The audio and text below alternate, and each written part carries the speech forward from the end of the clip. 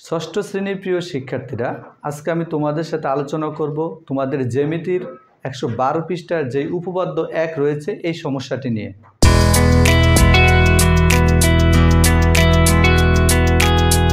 Hello viewers, তোমাদের 112 পৃষ্ঠা 1 নম্বর উপপাদ্যের যে প্রশ্নটি ছিল, প্রশ্নটি হলো এরকম: একটি সরলরেখার একটি বিন্দুতে অপর একটি রশ্মি মিলিত হলে যে দুটি সন্নিহিত কোণ উৎপন্ন হয় তাদের সমষ্টি দুই সমকোণ।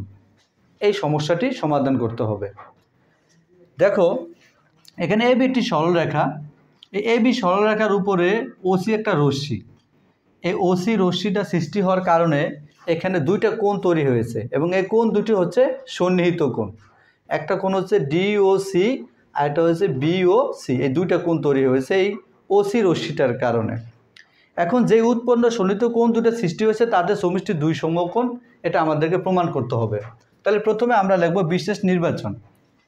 মনে করি এবি সরলরেখাটি ও বিন্দুতে, এই এবি সরলরেখাটি ও বিন্দুতে ওসি একটি রশ্মি প্রান্ত বিন্দু মিলিত হয়েছে। ফলে এ ও সি, দেখো তোমরা, কোণ এ ও সি ও কোণ সি ও বি, এই দুইটি সন্নিহিত কোণ উৎপন্ন হয়েছে। এখন আমাদেরকে প্রমাণ করতে হবে যে কোণ এ ও সি যোগ সি ও বি সমান দুই সমকোণ। আচ্ছা, আমরা অঙ্কনটা লিখব। অঙ্কনে আমরা কি লেখাটা লিখব? এ বি রেখার উপর ওডি একটি লম্ব আঁকি। এই যে এ বি সরলরেখাটি আছে, এই এ বি রেখার উপর ওডি একটি লম্ব তোমরা আঁকবে। এরপর প্রমাণ করবে যে কোণ এ ও ডি, দেখো এ একটা কোণ, কিন্তু এ ও ডি এ একটা কোণ এবং সমান কোণ বি ও ডি, এই কোণ সমান এই কোণ। তাহলে আচ্ছা খেয়াল করো, তাহলে সুতরাং লিখবে কোণ এ ও সি, কোণ এ ও সি যোগ বি ও সি। তোমরা আবার একটু খেয়াল করো, সুতরাং আমরা কি লিখবো? কোণ এ ও সি এবং বি ও সি, এই দুইটা কোণ, কোণ এ ও সি যোগ বি ও সি, এখানে কিন্তু যোগ দিবে। আচ্ছা, এবার খেয়াল করো, এই যে এ ও সি লিখলাম আমি, এ ও সি, এই যে এ ও সি, এই এ ও সির ভিতরে দেখো কয়টা কোণ আছে?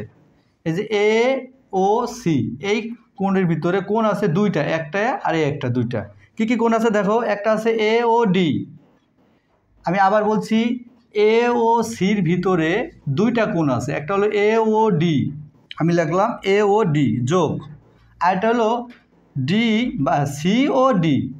এই যে এ ও সির ভিতরে দুইটা কোণ আছে, একটা হলো এ ও ডি আর একটা হচ্ছে সি ও ডি, তাহলে যোগ সি ও ডি।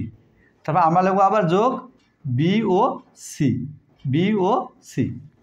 আচ্ছা, এবার খেয়াল করো, তাহলে এই যে যোগ, এই যে কোণ এ ও ডি যোগ, আচ্ছা দেখো এই যে ডি ও সি, এই যে ডি ও সি বা সি ও ডি তোমরা যেটাই ধরো, আমি লিখছি সি ও ডি।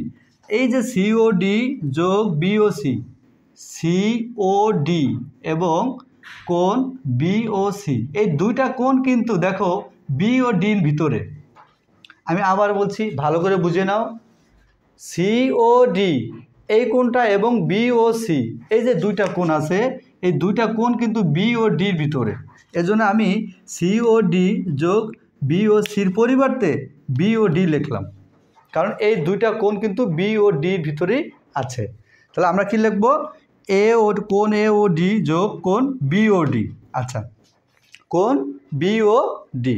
আচ্ছা, এ ও ডি আমি এখানে কি লিখলাম দেখো, এ ও ডি সমান বি ও ডি। তাহলে আমি যদি লিখি কোণ এ ও ডি যোগ এ ও ডি, এ ও ডি কীভাবে আসলো? এ ও ডি সমান যদি বি ও ডি হয় তাহলে বি ও ডি সমান এ ও ডি লেখা যায়। তাহলে এখানে আমি কি লিখলাম? কোণ এ ও ডি যোগ কোণ এ ও ডি। আমি আবার বলছি, তোমরা বুঝে নাও, এ ও ডি সমান বি ও ডি। তাহলে আমি যদি বি ও ডি সমান এ ও ডি হতে পারে, এই কোণ সমান ওই কোণ, ওই পাশ সমান এই পাশ, তাহলে আমি কি লিখবো? এ ও ডি যোগ আবার এ ও ডি। তাহলে দেখো এই যে একটা এ ও ডি আর এ একটা এ ও ডি, তাহলে কয়টা ও ডি হলো? তাহলে দুইটা এ ও ডি হলো। তাহলে এ ও ডির মান হচ্ছে এক সমকোণ। এই যে এ ও ডি এটা হচ্ছে 90 ডিগ্রি, তাহলে এক সমকোণ। তাহলে এ ও ডি একটা এ ও ডি আর এ একটা এ ও ডি, তাহলে দুইটা এ ও ডি। তাহলে একটা এ ও ডির মান যদি এক সমকোণ হয় বা 90 ডিগ্রি হয়, তাহলে দুইটা এ ও ডির মান হচ্ছে দুই সমকোণ। তাহলে আমাদের এটা প্রমাণিত হলো। প্রিয় শিক্ষার্থীরা, আশা করি সবাই বুঝতে পেরেছো। যদি এই ধরনের তোমাদের কোনো অঙ্ক সমস্যা হয় তাহলে অবশ্যই তোমরা আমাকে কমেন্টে জানাতে পারো। ধন্যবাদ সবাইকে।